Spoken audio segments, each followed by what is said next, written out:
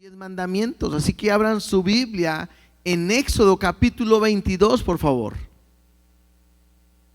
Y estamos viendo, les decía que la semana pasada empezamos a ver estas leyes que Dios estableció, que Dios ha puesto para que podamos vivir de una manera correcta. Y aunque está enfocada en el pueblo de Israel, creo que es importante que podamos aprender. Y también lo dije la semana pasada, si no viéramos la Biblia verso a verso, muy probablemente estas porciones no las saltaríamos, porque diríamos como que, bueno, ¿para qué, verdad? Pero se van a dar cuenta que al leerla, Dios nos habla, Dios podemos sacar temas para nuestra vida y que podamos aplicarla y podemos caminar en ella. Así que vamos a ver qué es lo que Dios nos va a hablar. Una vez más, voy a utilizar yo en esta ocasión, casi nunca lo hacemos, pero en esta ocasión voy a usar una versión diferente para que podamos entender un poquito más lo que quiere decir esta porción. Entonces, ustedes me van a seguir con su vista, yo voy a estar diciendo qué versículos son y yo voy a leerlo en una versión diferente para ampliar un poquito el entendimiento de este pasaje. Entonces, versículo del 1 al 4, los primeros 4 versículos, dice así: si alguien roba un buey o una oveja y luego mata o vende el animal, el ladrón tendrá que pagar 5 bueyes por cada buey robado y 4 ovejas por cada oveja robada. Si se sorprende a un ladrón en el acto de forzar la entrada a una casa y durante el enfrentamiento se le mata a golpes, la persona que mató al ladrón no es culpable de asesinato. Pero si sucede a la luz del día, el que mató al ladrón sí es culpable de asesinato. El ladrón que sea capturado pagará la cantidad total de la que haya robado. Si no puede pagar, se venderá como esclavo para pagar por lo robado. Si alguien roba un buey o un burro o una oveja y se encuentra el animal en su poder, entonces el ladrón tendrá que pagar el doble del valor del animal robado. Me llama la atención porque pudiéramos pensar de que el asalto o el robo, hoy lo vemos muy común, y tenemos miedo que se meten a nuestra casa y nos puedan robar. Hace años, hace tiempo, yo me acuerdo cuando uno estaba chiquillo, ¿verdad? Era muy común que dejaban las mecedoras afuera de la casa, a veces nada más, hacía mucho calor y la casa con una mosquitera nada más ahí cerrada, y si no tenía el pasador, con una silla, un bote, y uno dormía ahí tranquilo, vivíamos de una manera muy tranquila. Hoy, claro que no se puede vivir de esa manera. Hoy es completamente complicado vivir así. Pero el escuchar que la Biblia me habla de estas situaciones me hace entender y ver que esta maldad, bueno, está desde un principio. Y esta práctica, pues muy mala en cuanto a lo que es el robo, pues es algo que está muy detallada en estas leyes que Dios ha dado. Y lo primero que puedo ver es que hay una diferencia, me dice que hay una diferencia entre el robo de un buey y una oveja. En una dice que va a pagar 5, en otro me dice que va a pagar 4 veces el animal, ¿sí? Y es más, y en el versículo 4 nos dice que si se lo encuentra en su poder, tendría que pagar el doble de lo que vale el animal. Algo importante es que en el primero que leíamos ahorita, ya no tiene el animal, sino que lo tomó, lo mató, lo vendió. Y entonces, si él hacía esto, tenía que restituir y tenía que pagar muchas veces más, ¿no? 4 veces o 5 veces, ahorita lo acabamos de leer. Pero si todavía tenía el animal en su poder y estaba vivo, bueno, tenía que entregar el animal y aparte tenía que pagar el doble. Lo que pudiéramos, no sé si ustedes lo pueden notar, a diferencia del día de hoy, si alguien roba, lo que se actúa o como se actúa es que se encarcela, se lleva prisionero y ya. Bueno, aquí no. Aquí lo que tiene que hacer era restituir. Tenía que pagar dinero por aquello que se había robado. Ahora, si alguien tenía que pagar, tenía que restituir lo que había robado y no tenía dinero para pagar, la familia podía salir por él para poder pagar. ¿Sabes qué? Pues aquí está el dinero, págalo porque es una deuda. O si no, tenía que venderse como esclavo. ¿Se acuerdan que la semana pasada vimos esto de la esclavitud? Y dijimos que no era para siempre, sino que era solamente por un tiempo. Uno podía estar por una necesidad, por pobreza, se podía vender por 6 años y en el 7º año quedaba libre y se iba con bendición. Bueno, ahora se podía vender también por esclavo por 6 años y al 7º podía salir y también salía con bendición, porque lo importante es que él tendría que pagar aquello que debía. Los primeros versículos que vimos también es que si se sorprende a un ladrón en el acto de forzar la entrada a una casa y durante el enfrentamiento se le mata a golpes o defendiéndose, la persona que mató al ladrón no era culpable, ¿sí? Bueno, eso era solamente si sucedía en la noche. Pero si esto pasaba en el día, bueno, ahí sí sería culpable de asesinato. ¿Por qué? Bueno, creo que se puede entender. En la noche no hay mucho que indagar, te sorprende, estás descansando, estás dormido, llega, te defiendes y lo llegas a matar por una situación, quedaba libre.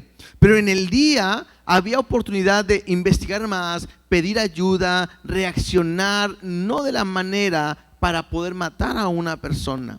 Entonces, estas leyes está hablando como de restitución, pero también como defensa o defender la propiedad. Ahora, interesante que pudiéramos resaltar y nada más tocar algunos puntos de que en la Biblia me habla de algunos ejemplos de restituir. Restituir es pagar, ¿sí? Hacerlo por completo o cumplir algo. Y vemos 2 ejemplos. Vamos a ver un primer ejemplo que lo vamos a tocar rápidamente. Segunda de Samuel, capítulo 12, versículo 1. Podemos ir para allá, por favor. Segundo libro de Samuel, capítulo 12, versículo 1.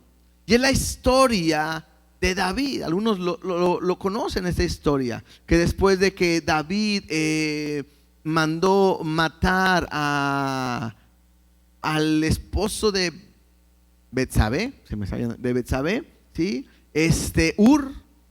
Urías, gracias, ¿sí? De repente se me van los nombres. Urías, pues Dios va a hablar con él y este pasaje me ayuda a recordar ese momento. Dice segunda de Samuel, capítulo 12, versículo 1.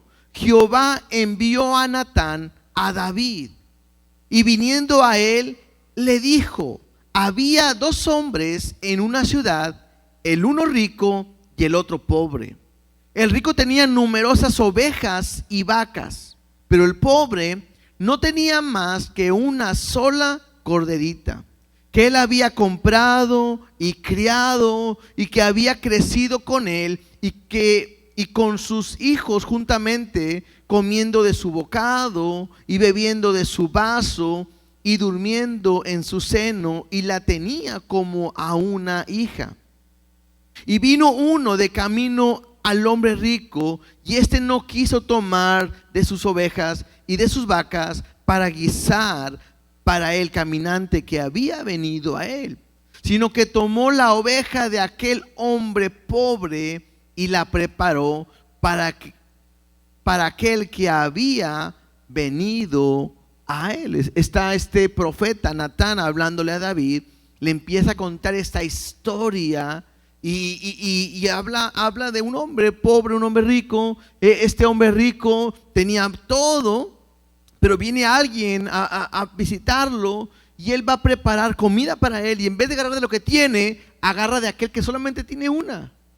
Y cuando le cuenta esta historia, dice el versículo 5, entonces se encendió el furor de David en gran manera contra aquel hombre y dijo a Natán: vive Jehová, que el que tal hizo es digno de muerte, y debe pagar la cordera con 4 tantos, porque hizo tal cosa y no tuvo misericordia.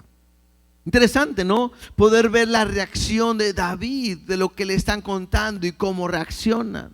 Ahora, de lo que dice David a lo que Dios había dicho, hay una gran diferencia.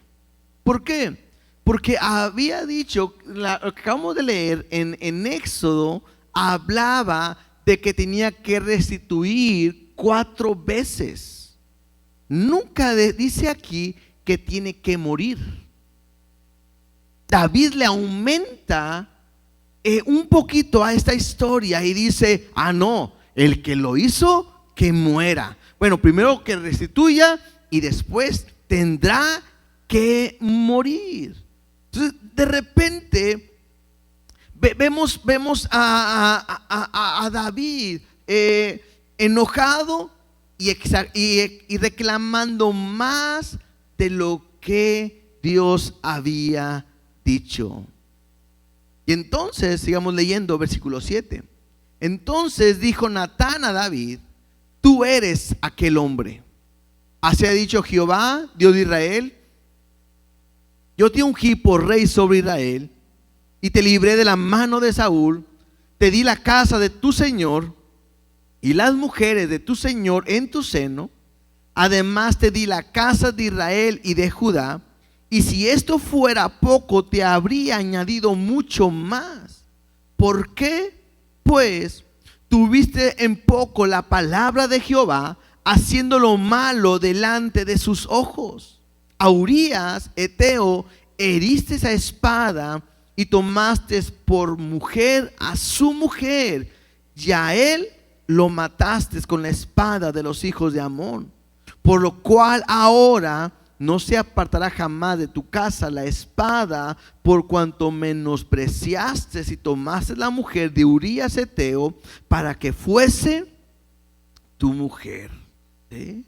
¿Qué es lo que había hecho? Bueno, literalmente David estaba robándole la esposa a Urías. Literalmente lo estaba haciendo. El problema es que no es lo mismo ver el pecado en uno que verlo en alguien más. ¿No es cierto? Cuando nosotros cometemos pecado, muchas veces nos decimos: bueno, Dios sabe que no quiero hacerlo. Bueno, Dios sabe que ahí voy más o menos. Pero cuando lo vemos en alguien más, a veces somos muy crueles. Y no somos misericordiosos y queremos que, no, mira lo que hizo, pues que se vaya de la iglesia. No, pues que lo bajen. No, que no sirva. Y pues ni cristiano es. Y muchas veces así hablamos, así nos expresamos, así nos dirigimos. Cuando lo que Dios me muestra es todo lo contrario. Dios no actúa de la manera en que nosotros actuamos.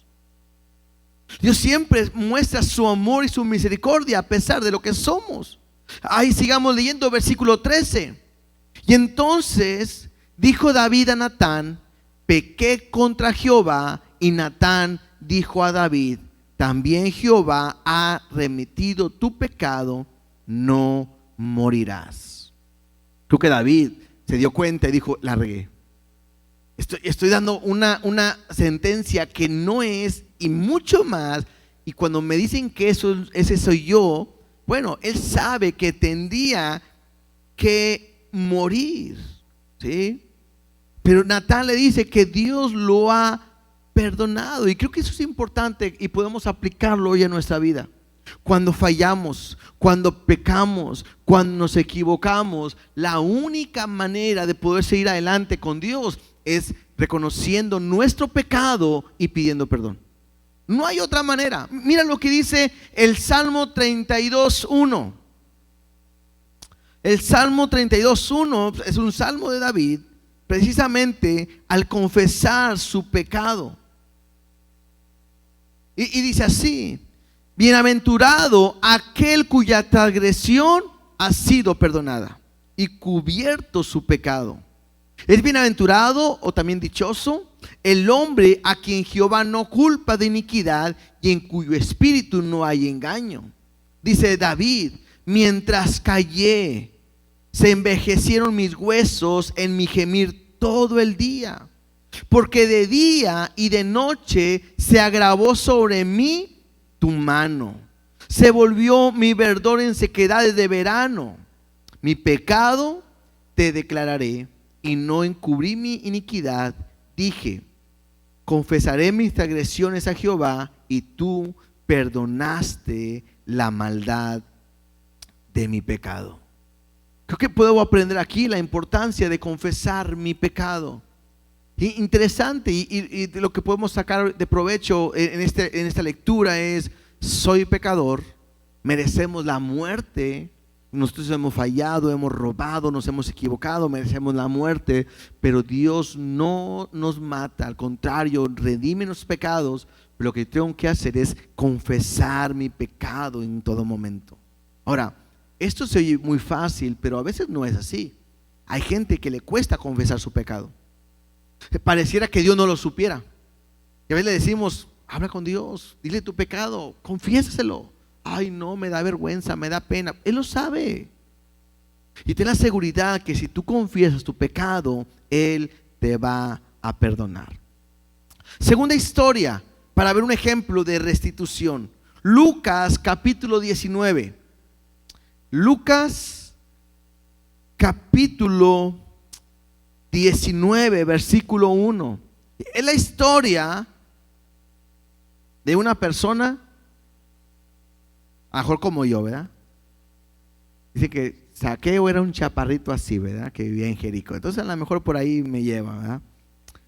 Lucas 19:1 dice: habiendo entrado Jesús en Jericó, iba pasando por la ciudad. Y sucedió que un varón llamado Zaqueo, que era jefe de los publicanos y rico. ¿Qué era esto de los publicanos? Era alguien que trabajaba para el gobierno romano y se encargaba de pedirle los impuestos.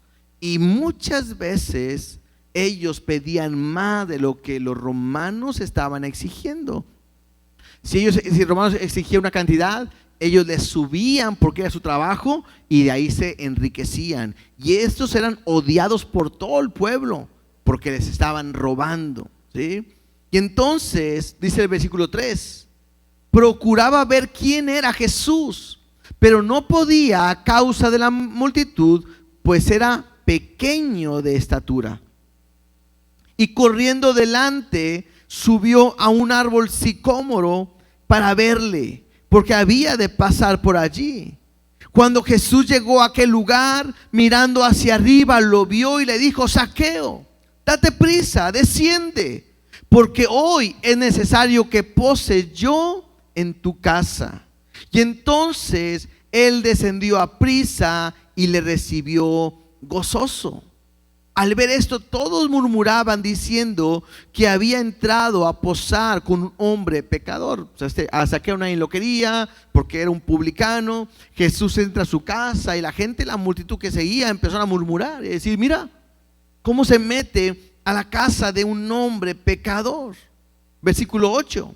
Y entonces Zaqueo, puesto en pie, dijo al Señor: he aquí, Señor, la mitad de mis bienes doy a los pobres, y si en algo he defraudado a alguno, se lo devuelvo cuadruplicado. Aquí es la restitución, ¿sí? Y Jesús le dijo: hoy ha venido la salvación a esta casa, por cuanto él también es hijo de Abraham. Interesante también esta historia. Ahora,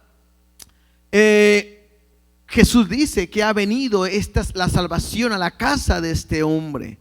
Pero no viene la salvación porque él dio algo o porque su dinero lo repartió o por la restitución. No es por eso lo que la salvación viene a su vida, sino dice Jesús al final, por cuanto él también es hijo de Abraham. Y los que son hijos de Abraham son los hijos de la fe. O sea, está diciendo Jesús, la salvación llegó a esta casa por cuanto él ha creído. Simplemente como referencia, Gálatas 3:7 dice así: sabed por tanto que los que son de fe, estos son hijos de Abraham. Gálatas 3:7. Entonces, ¿qué es lo que está sucediendo? La salvación está viniendo a esta casa por cuanto Zaqueo ha creído en Jesús. ¿Cómo sé que ha creído? Por sus hechos. La Biblia me dice que por sus frutos los conoceréis. En el momento en que este hombre dice, la mitad de mis bienes, era rico, lo voy a dar a los pobres, está dándole. Lo segundo que dice, y si alguien he defraudado, se lo voy a pagar 4 veces lo que yo he defraudado. Y entonces puedo aprender algo. Cada vez que alguien tiene un encuentro real con Jesús, su vida debe de cambiar. No puedes decir que tienes un encuentro con Dios y seguir viviendo igual. No puedes pensar, dice, tengo 10 años, 20 años, 30 años, 40 años de cristiano, pero no puedo dejar ni de tomar, ni el cigarro, ni cosas malas. Aquel que tiene un encuentro con Jesús, tiene que haber un cambio inmediato en su vida. Claro que no somos perfectos, creo que no puedo cambiar todo, pero sí se tiene que notar el cambio, tiene que ser evidentemente el cambio ante todos, que Dios está contigo por cuanto ha cambiado tu vida. ¿Estamos? Entonces, esos son 2 ejemplos que la Biblia me habla de restituir y que lo puedo aplicar de esta manera. Regresemos a Éxodo, por favor. Capítulo 22, versículos 5 y 6. Otra vez, lo voy a leer en una versión diferente. Dice: si un animal pasta en un campo o en un viñedo y el dueño deja que se meta a pastar en el campo de otro, el dueño del animal tendrá que compensar al dueño del campo con lo mejor de su cosecha de grano o de uvas. Versículo 6. Si alguien prende fuego a espinos y el fuego se sale de control y se extiende al campo de un vecino, y por lo tanto destruye las gavillas del grano o lo que está por cosecharse o todos los cultivos, el que encendió el fuego tendrá que pagar por la cosecha perdida. Esta parte de estas leyes me habla del hecho de vivir en una sociedad. Y me habla de ser responsable de nuestros actos o lo que tenemos, ¿sí? Me habla de que si un animal lo tengo yo y sale a pastar, a comer, pero se mete en el campo de un vecino y se come lo del vecino, a mí me corresponde, o a la persona le corresponde compensar al dueño, dice ahí, con lo mejor de su cosecha de grano o de uva. O sea, tenía que darle de lo mejor. No es como que pues le das algo, bueno, ahí le doy de lo que me sobre. No, tenías que darle de lo mejor. La otra es que si enciende fuego, estaban en el monte, quemaban quizás la basura, las ramas, y de repente se encendió, sale de control y quema la cosecha del vecino. Bueno, el que encendió la cosecha tenía que ser responsable de sus actos y tenía que pagar por lo que había dañado. Entonces, ¿cómo lo podemos aplicar a nuestra vida? Pues a lo mejor no prendemos fuego, ¿verdad? aunque ahorita se prende todo, está todo muy seco. No tenemos a lo mejor animales. La semana pasada decía que a lo mejor a veces los perritos, ¿no? Que puede causar un daño. Pero creo que me puedo aplicarlo, lo que más usamos, como ya no tenemos ni caballos ni nada, tenemos carros. ¿Cuántas veces no pasa que le damos para atrás al carro, le damos para un lado, le golpeamos a uno y le pegamos? ¿Y qué hacemos? Nadie me vio. Vámonos, más vale que digan, aquí corrió, que aquí pagó, ¿verdad? Entonces, parece algo muy sencillo, pero es real. No te das cuenta, le das un detallito al carro del vecino y nadie me vio y, ay, gracias Señor porque me guardaste, ¿de cuál gracias? Vaya y toque, le dígale, ¿saben qué, vecino? Pasó un detallito, no me di cuenta, le di un cariñito a su carro, le di un besito, le dan por ahí y pues aquí vengo. Ya si el vecino le dice, no se preocupe, no pasa nada, váyase, pues ahora sí, da gracias a Dios. Pero me habla de mi responsabilidad. Igual, que otro ejemplo que se me ocurre es, a veces nuestros hijos, ¿no? Van a la casa de los abuelos, van a la casa de un familiar, de un vecino, de un hermano, de quien sea, y quiebran algo. Y muchas veces es como que, ay, mi hijo, ay, perdóneme, hermano, y ya, vamos, agarra a mi hijo y vámonos. No, ¿cuál vámonos? Se hace responsable, se paga, y es una manera de poder restituir y asegurarse. Hoy hay una ventaja, hoy hay seguros que pagan todo eso, ¿no? Hay seguros que cubren tu casa, que si vas a una tienda y se quiebran algo tus hijos, hasta allá lo pagan. Bueno, usted sabe cómo lo hace, pero la manera es que podamos ser responsables. Versículo 7, sigamos leyendo. Supongamos que alguien entrega dinero o bienes a un vecino para que se los guarde en un lugar seguro, y al vecino se lo roban de su casa. Si se atrapa al ladrón, la compensación consistirá en el doble del valor de lo robado. O sea, el ladrón tendrá que pagar lo doble. Pero si no se encuentra al ladrón, el vecino a quien le dieron dinero prestado tendrá que presentarse ante Dios y él determinará, o sea, Dios, si el vecino es quien robó los bienes.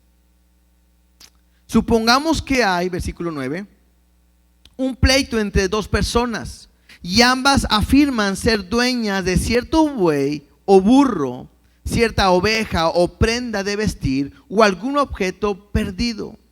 Ambas partes tendrán que presentarse ante Dios y la persona a quien Dios declare culpable tendrá que pagarle el doble al otro. Ahora, supongamos que alguien deja un burro, un buey, una oveja o cualquier otro animal al cuidado de un vecino, pero el animal muere, se lastima o alguien se lo lleva y nadie vio lo sucedido. El vecino tendrá que hacer un juramento en presencia del Señor. Si el Señor confirma que el vecino no robó el animal, el dueño deberá aceptar el veredicto y no se exigirá ningún pago. Pero si efectivamente el animal fue robado, el culpable deberá compensar al dueño. Si un animal salvaje lo despedazó, los restos del animal muerto se presentarán como prueba y no se exigirá ninguna compensación. Todo esto que estamos leyendo, vuelvo a decir, pareciera muy como que, ¿y eso de qué me sirve? Pero puedo estar viendo cómo Dios cuida todos los detalles de nuestra responsabilidad, de lo que ha puesto en nuestras manos. ¿Sí? Están hablando de una persona que le dejan un dinero, le dan algo y de repente se lo roban. Él tiene que hacerse responsable. Pero si él dice que no lo robó y se lo robaron a él, interesante, tenía que ir delante de Dios, de los jueces que estaban allí, y declarar y decir que no lo había robado.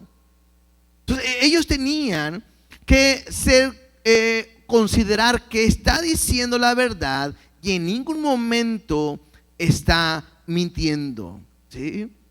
Interesante que la palabra de ellos era tomada en cuenta y se los creían. Lo importante es que ellos juraban por Dios. Y si estaban mintiendo, ¿a quién le estarían mintiendo? Pues a Dios directamente. Y si le mentían a Dios, su castigo iba a ser peor por haberle mentido a Dios, y creo que hasta su vida está en peligro. Mira este pasaje en Primera de Tesalonicenses 4:6. Primera de Tesalonicenses 4:6 dice así: que ninguno agravie ni engañe en nada a su hermano, porque el Señor es vengador de todo esto, como ya os hemos dicho y testificado. Este versículo me ayuda a entender que yo no puedo mentir ni engañar a nada. ¿Por qué? Porque el Señor es el que se venga. No hay necesidad de que tú le digas a Dios: mira, Dios, lo que me están haciendo, Dios, lo que me hicieron, que venga sobre ellos 7 veces más fuerte. No hay necesidad. La Biblia me dice que Él es el vengador de todo esto. Romanos 12:19. Romanos 12:19 dice: no os venguéis vosotros mismos, amados míos, sino dejad lugar a la ira de Dios, porque escrito está: mía es la venganza, yo pagaré, dice el Señor. Entonces, en aquel tiempo, el mentirle a Dios, el decir lo juro delante de Dios y yo no lo hice, y mentirle a Dios, su vida estaba en peligro. Bueno, a nosotros pasa lo mismo. Creo que una de las cosas que más batallamos, o se batalla más incluso en la iglesia, son con las mentiras. Somos muy dados a mentir. Y en cuanto Dios rechaza la mentira, ¿por qué? Porque incluso iba a decir que los mentirosos, no entrarán en los cielos. Los mentirosos tienen su parte con el diablo, porque el diablo es padre de mentiras. Entonces ellos tenían que decir la verdad, y si no, se le iban a ver directamente con Dios.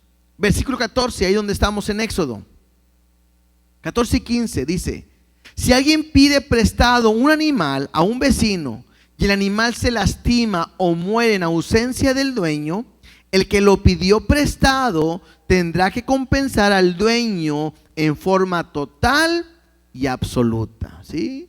Préstame un animal para trabajar, préstame un animal para ir, pero este animal se lastima o se muere y no estaba el dueño ahí. ¿Qué tenía que hacer? Bueno, el que pidió prestado, ¿qué hay que hacer? Pues tiene que compensar, tiene que pagar, porque a él se lo habían prestado. Dice: pero si el dueño estaba presente, no se exigirá ninguna compensación. Otro ejemplo: si el animal fue alquilado, tampoco se exigirá ninguna compensación, porque los posibles daños están incluidos en el alquiler. ¿Sí? O sea, alguien pedía: ¿sabes qué? Quiero un animal, ¿cuánto me cobras? Tanto. Bueno, todo esto estaba cubierto ahí mismo. ¿Y qué me ayuda a entender algo? Porque estamos hablando de pedir prestado. Me está hablando que aquel que pide prestado tiene que pagar. Otro problema que hay de repente vamos a hablar entre las iglesias, entre los hermanos: se piden prestado y nunca más pagan.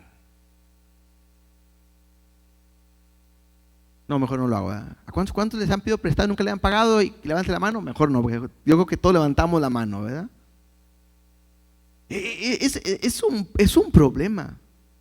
Hay gente que pide prestado y prestado y prestado y no paga.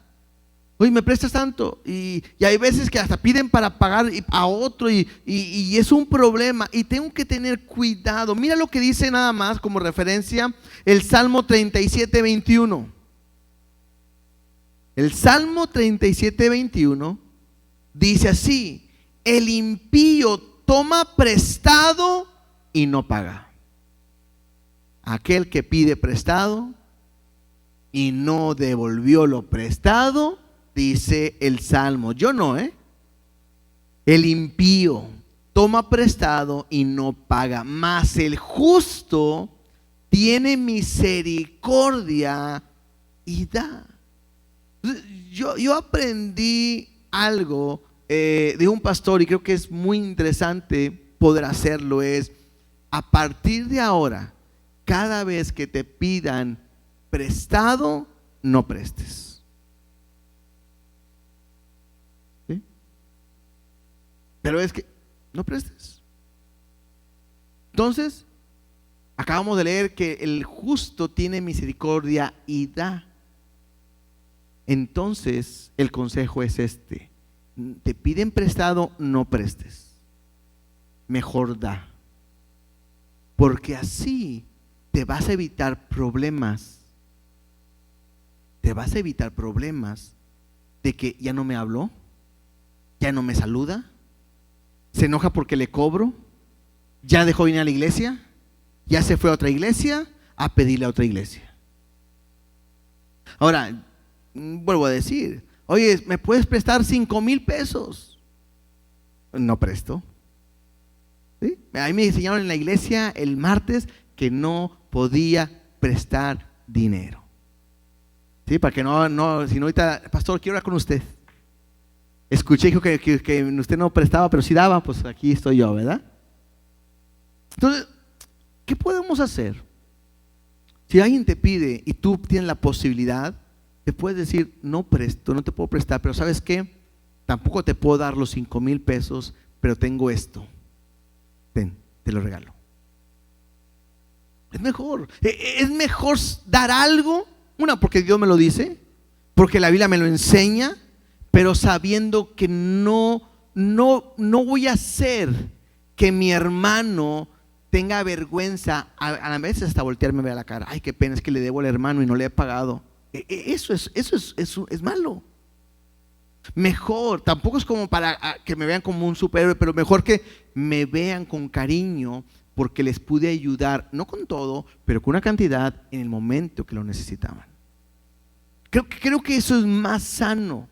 Es mucho mejor para poder no cometer errores. Incluso, hermanos, aquí vamos a Proverbios capítulo 6, versículo 1. Aquí hay una gran enseñanza para la iglesia. ¿Sí? Y para que se den cuenta también de un versículo que muchas veces mal lo han usado. Proverbios, algunos no saben ni que aquí viene. Proverbios 6:1 dice: hijo mío, si salieres fiador por tu amigo, si has empeñado tu palabra a un extraño. ¿Qué es ser fiador? Aval. ¿Qué es un aval? Aquel que dice, no, yo firmo por él. Vaya a sacar un carro, hermano, pero me piden un aval. ¿Puede ser usted? Sí, hermano, ¿cómo no? Ese, dice la Biblia, que no lo debes de hacer. No lo debes hacer. ¿Es un consejo mío? No, ahí viene. No puede ser un aval. Ahora, si sabes qué, si tú tienes dinero para pagar el carro sin ningún problema, tú sabes, lo haces. No es lo mismo salir a un aval por 500,000 pesos que salir a aval por 100 pesos, ¿no? Oye, ¿puede ser mi aval por cuánto? Por 100 pesos. Sí, sin ningún problema, porque es fácil poder pagar 100 pesos, ¿cierto? Pero lo demás no. Pero me dice la Biblia: hijo mío, si salieres fiador por tu amigo, si has empeñado tu palabra a un extraño, versículo 2, te has enlazado con las palabras de tu boca y has quedado preso con los dichos de tus labios. ¿Cuáles palabras? Las que dicen: no te preocupes, si él no te paga, te pago yo. Haz esto ahora, hijo mío, y líbrate. Es consejo de la Biblia. Ya que has caído en mano de tu prójimo, ve, humíllate y asegúrate de tu amigo. O sea, ve y dile: ¿sabes qué? Te quiero mucho, eres mi amigo, pero yo no puedo salir fiador por ti. Muchas personas, familias se han quedado sin nada por salir fiador, firmar por alguien, dar el nombre por alguien. Y la Biblia me enseña que eso no lo debemos de hacer. ¿Sí? Regresemos a Éxodo. Dice así: si un hombre seduce a una mujer virgen que no está comprometida y tiene sexo con ella, tendrá que pagar a la familia de la mujer la cantidad acostumbrada por una virgen y casarse con ella.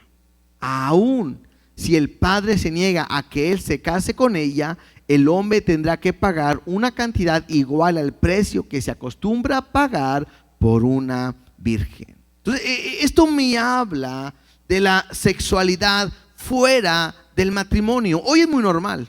Hoy es normal que la juventud esté en una intimidad sexual fuera del matrimonio, pero Dios está diciendo que eso no se debería de hacer. Ahora, aquí cuando dice si un hombre seduce a una mujer, incluso en otras versiones dice si abusa sexualmente de la mujer, tenía que hacerse responsable. Número uno, tenía que pagar el dote. Número dos, tenía que casarse y hacerse responsable de lo que ha hecho. De repente a veces como pastores uno piensa que si alguien salió embarazada no tiene obligación o derecho a casarse. Bueno, pues ya, ni modo. Si no se aman, que no se casen. Pero la Biblia me enseña lo contrario. Tiene que hacerse responsable. Mira lo que dice Primera de Tesalonicenses 4, versículo 2. 4, a partir del versículo 2. Primera de Tesalonicenses 4, 2 dice: porque ya sabéis qué instrucciones os dimos por el Señor Jesús. Versículo 3: pues la voluntad de Dios es vuestra santificación, que os apartéis de fornicación. Esta palabra fornicación es cualquier actividad inmoral, sexualmente hablando. Versículo 4: que cada uno de vosotros sepa tener su propia esposa en santidad y honor. Aquí la palabra esposa también significa vaso o cuerpo. Hay otros pasajes que dicen que a la mujer trátala como vaso frágil, ¿no?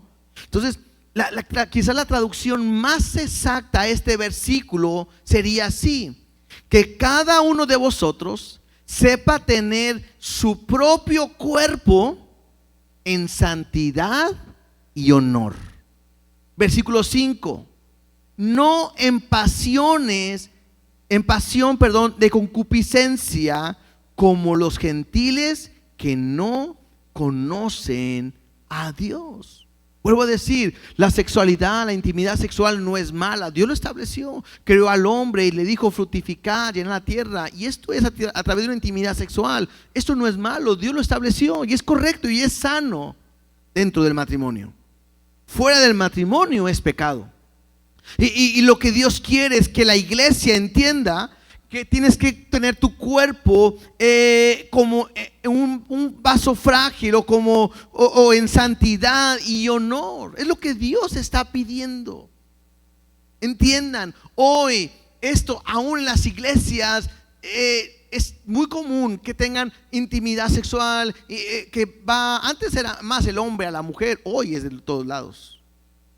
Hoy de repente las mujeres han pasado a veces hasta el hombre y empiezan a decir: si me amas, dame esa prueba de amor. Vamos, me ama realmente, acabo nos vamos a casar.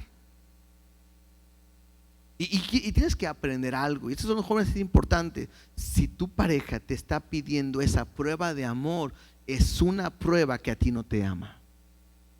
Porque la mayor prueba que pueda darte una persona es respetarte en el temor, en el honor en Dios. Es lo mejor, ¿sí? Mira lo que dice, sigamos leyendo, versículo 6. Que ninguno agravie ni engañe en nada a su hermano, porque el Señor es vengador de todo esto, como ya lo hemos dicho, y testificado. Hace rato leímos este versículo, pero creo que este versículo tiene mucho más sentido y está hablando, escúchame bien, de aquellos que están teniendo intimidad sexual fuera del matrimonio. No se trata de que es que mis papás se van a enojar, que sí se van a enojar, es que el pastor se va a enojar, que sí se va a enojar, sino se trata de que Dios está diciendo: ninguno agravie ni engañe en nada a su hermano. Y está hablando a la iglesia, porque el Señor es vengador de todo esto, como ya lo hemos dicho y testificado. Versículo 7: pues no nos ha llamado Dios a inmundicia, sino a santificación. Así que el que desecha esto, porque habrá gente que diga: es que a mí no me gusta la manera en que el pastor piensa. No se trata de lo que yo creo. Así que el que desecha esto no desecha al hombre, sino ¿a quién? A Dios, que también nos dio su Espíritu Santo. Y cuando yo leía esto, yo decía: qué grueso, qué grueso cuando dentro de la misma iglesia jóvenes con jóvenes caen en el pecado sexual. Qué feo cuando en la misma iglesia hay adulterio. Y no porque el que dirá la gente, no porque se van a enojar, sino porque Dios está diciendo: de esos yo me encargo solito. Y la Biblia me dice: qué horrenda cosa es caer en manos de un Dios vivo. De veras que yo cuando estaba leyendo esto hoy en la tarde, yo decía: nunca lo había visto de esta manera. Y decía: wow. O sea, mira de qué manera Dios toca este tema. Porque hoy se habla muy liberal. Es que lo hacemos por amor. No. La Biblia me enseña que el amor es todo lo contrario, porque el amor es benigno. El amor no hace nada indebido. El amor no busca lo suyo. El amor siempre hace lo correcto. Entonces, alguien que te ama siempre va a hacer lo correcto para ti. Y lo demás, bueno, Dios se encargará. Regresemos a Éxodo 22:18. Dice así: no dejes con vida a las hechiceras. Creo que la versión dice ahí: ustedes tendrán que morir las hechiceras. Y esto es interesante también para la iglesia. ¿Por qué? Porque hoy en día hay mucho de esto que se mueve y que la gente llega a caer. Voy a leer Deuteronomio 18 del 10 al 12. Deuteronomio capítulo 18 del 10 al 12 dice así: no sea hallado en ti quien haga pasar a su hijo o a su hija por el fuego. Esta era una práctica pagana de idolatría, donde había un dios que se llamaba Moloch y tenía las manos así, y había fuego, y la gente, incluso el pueblo de Dios, tomaban a sus hijos recién nacidos y los ofrecían y los ponían en sus manos para ser quemados como una ofrenda para ese Dios. Esa era una actividad que se hacía allá. Entonces dice: no se ha hallado en ti alguien que haga pasar a su hijo o a su hija por el fuego, ni que practique adivinación, ni agorero, ni sortilegio, ni hechicero, ni encantador, ni adivino, ni mago, ni quien consulte a los muertos, porque es abominación para con Jehová cualquiera que hace estas cosas, y por esas abominaciones Jehová tu Dios echa estas naciones delante de ti. Entonces, todo lo que tiene que ver con ocultismo, brujería, hechicería, adivinación, hoy le pueden llamar lectura de cartas, que te limpian ahí con el pirul, creo que le llaman el pirul, que con un huevo te barren y todo eso. Y lo raro es que hasta a veces dicen versículos, ¿no? Y que el Padre Nuestro, y que esto y que el otro, y uno piensa que es de Dios. Eso no tiene nada que ver con Dios. El horóscopo, a ver qué dice para mí el día de hoy el horóscopo. A ver, que me lean las cartas para que me digan mi futuro. Si tú lees la Biblia vas a entender cuál es tu futuro. ¿Sí? Pero no tienes que meterte en nada de esto, porque todo esto es abominación hacia Dios. Y todas estas prácticas, tengamos mucho cuidado que todo lo que hagamos nunca vaya en contra de lo que Dios nos dice. Versículo 19, Éxodo 22, 19. Cualquiera que tenga relaciones sexuales con un animal será ejecutado. ¿Cómo? Esto ya pasaba desde antes, claro. A esto se le llama bestialismo. En aquel tiempo era una práctica sexual que se hacía por la idolatría, porque muchos animales eran tomados como dioses, y el tener una intimidad con ese animal era una manera de la idolatría, y Dios lo está reprobando por completo. Ahora, hoy en nuestros días pasa esto. Interesante que cuando me habla de hechiceros, dijo tendrían que morir. Ahorita que habla de cualquiera que tiene relaciones sexuales con un animal, tiene que morir también. Mira la manera en que Dios lo ejecuta, ¿no? Versículo 20. Cualquiera que ofrezca sacrificios a un Dios que no sea el Señor, tendrá que ser destruido. Cuando leía esto, yo dije, yo tuve que haber sido destruido. Porque antes de venir al cristianismo, a conocer a Dios, yo le adoré a otros dioses. Así me enseñaron. Pero qué importante, ¿no? Es que saber que si nosotros hemos fallado, pecado en cualquier cosa de esto, si venimos a Dios y le pedimos perdón, Él nos perdona. Porque Cristo entregó su vida para perdonar todos nuestros pecados. Entonces, si tú has fallado, has cometido un pecado de esto que estamos hablando, has consultado brujería, hechicería, hechiceros, muertos, lo que quiera, si has tenido relaciones sexuales ilícitas, todo lo malo, si has adorado a otros dioses, merecemos la muerte. Pero Cristo fue a la cruz para poder que tú y yo podamos tener vida. Y esa es una bendición que tenemos de parte de Dios. Versículo 21 dice así: no maltrates ni oprimas a los extranjeros en ninguna forma. Recuerda que tú también fuiste extranjero en la tierra de Egipto. No explotes a la viuda ni al huérfano. Dios siempre pone un gran énfasis en la viuda y en el huérfano. Siempre, siempre. Y creo que ahí tendríamos siempre que trabajar como iglesia. Dice ahí, si los explotas a la viuda y al huérfano, de alguna manera ellos claman a mí, ten por seguro que oiré su clamor. Entonces, aquí lo veo de dos maneras. Si tú estás explotando a la viuda o al huérfano, ten cuidado, porque Dios los va a defender. Pero si tú eres la viuda o si tú eres el huérfano, ten también la seguridad que cuando clames a Dios, sus oídos están cerca de ti. Porque la Biblia me dice que aunque mi padre y mi madre me dejaran, con todo Jehová me recogerá. Y Él es el que te cuida y el que siempre verá y velará por ti. Dice así: mi enojo se encenderá contra ti y te mataré a filo de espada. Y entonces tus esposas serán las viudas y tus hijos los huérfanos.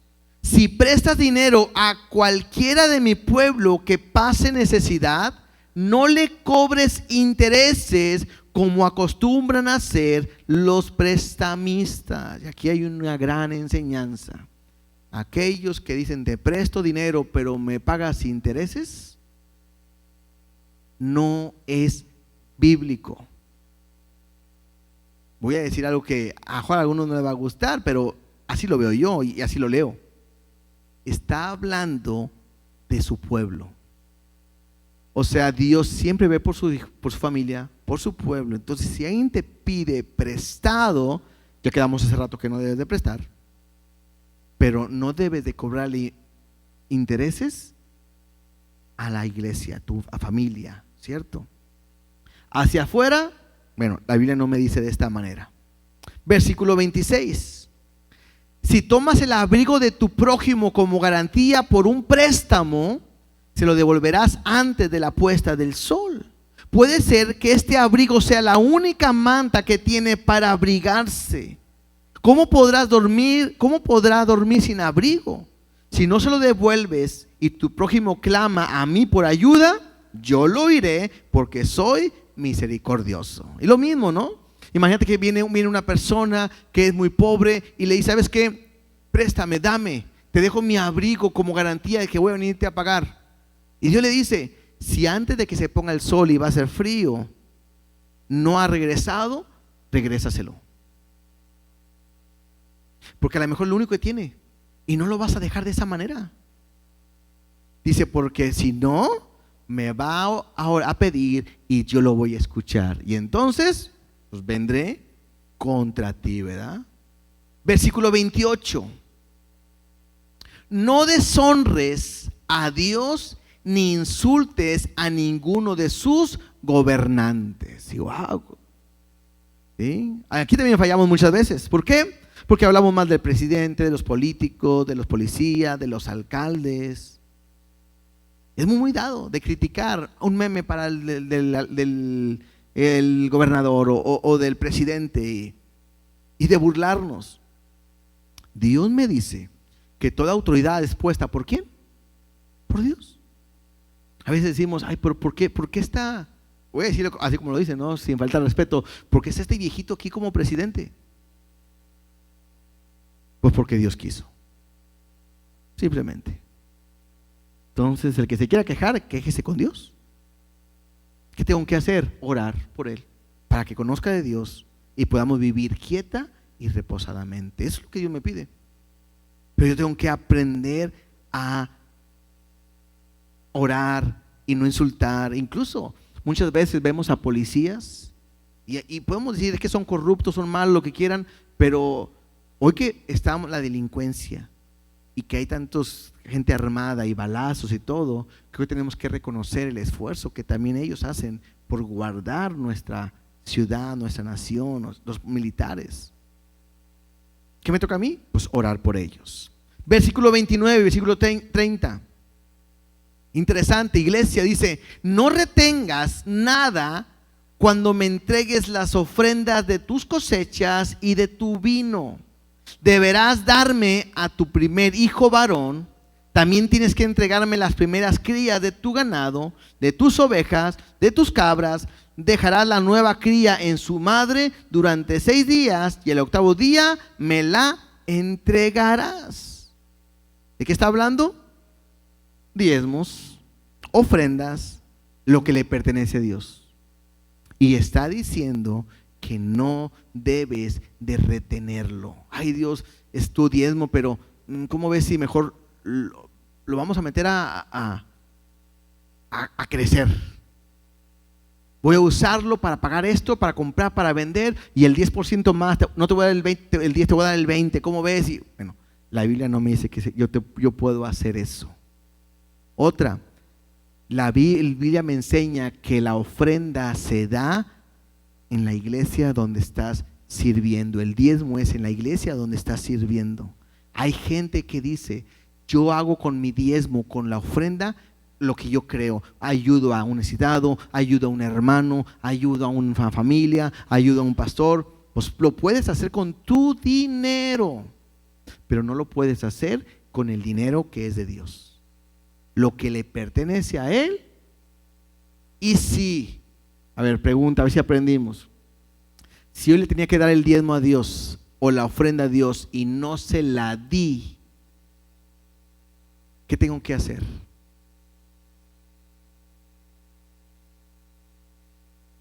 ¿Qué tengo que hacer? ¿Qué me dice? A ver, examen. Si hoy tengo que dar mi ofrenda y mi diezmo y no se lo doy porque me lo gasté o porque no alcanzaba y se lo doy la próxima semana, ¿qué tengo que hacer? ¿Restituirlo con el doble? Aquí decía 4. Ah, caray, no el doble, decía 4 veces. Entonces usted sabe y usted decide lo que tiene que hacer. Porque Dios le dijo al pueblo, me han robado. ¿Robar el hombre a Dios? Sí, todos. ¿En qué te robamos, Dios? Y le dice, en vuestros diezmos y ofrendas. Ok. Versículo 31. Ustedes tienen que ser un pueblo santo. Por eso no coman ningún animal que haya sido muerto y despedazado por animales salvajes. Échenselo a los perros. Y esto me habla del cuidado que Dios tenía incluso en la comida para su pueblo. Entonces, ¿qué puedo aprender o ayudarme a entender? Simplemente me habla de mi postura delante de Él. Dice, tenemos que ser santos. Ustedes tienen que ser mi pueblo santo. Y cuando yo escucho esto, voy a leer el último pasaje que vamos a ver el día de hoy. Primera de Pedro 1:13. Primera de Pedro 1:13 hasta el 16. Dice: por tanto, ceñid los lomos de vuestro entendimiento, sed sobrios y esperad por completo en la gracia que se os traerá cuando Jesucristo sea manifestado. Como hijos obedientes, no os conforméis a los deseos que antes teníais estando en vuestra ignorancia, sino como aquel que os llamó es santo, sed también vosotros santos en toda vuestra manera de vivir. Porque escrito está: sed santos porque yo soy santo. ¿Qué me está hablando Dios? Me está hablando a vivir de una manera correcta. Yo no puedo vivir en los mismos deseos y en la misma manera que cuando yo vivía en ignorancia. Ahora me dice que como aquel que me llamó es santo, yo tengo que vivir en la santidad en todo momento. Y eso es lo que Dios quiere para ti y para mí, que podamos vivir en santidad en cada instante, en todo momento. Y eso tiene que ver en la restitución, en mi responsabilidad, en mi comportamiento con los demás, en todo momento. Ahora, termino con esto. No quiere decir ahora que tengo que hacer todo eso para poder ser salvo, ¿verdad? Pero creo que sí me ayudan estas leyes que Dios ha establecido para vivir más como Él quiere que vivamos. Porque ahí la manera más fácil de decir, bueno, la ley ya Cristo la pagó, entonces ya no voy a hacer lo que la ley dice. Pero si no hago lo de la ley, entonces tampoco hago lo de los mandamientos. Y entonces puedo mentir, puedo fornicar, y puedo matar, y no. Tengo que entender que mi nuevo comportamiento, mi nueva naturaleza me hace vivir más como Dios quiere. Y creo que lo que hemos visto hoy, que si alguien me pide prestado, yo mejor le dé. Y si yo pedí algo prestado y se dañó, tengo que reponerlo. Y la restitución y todo eso me ayuda simplemente algo, a ser más como Él quiere que sea. O me hace vivir más como Él es. Vivir en santidad. Es como iglesia, yo tengo que aprender a vivir de esa manera y poder caminar en Él. Amén. Póngase de pie, por favor.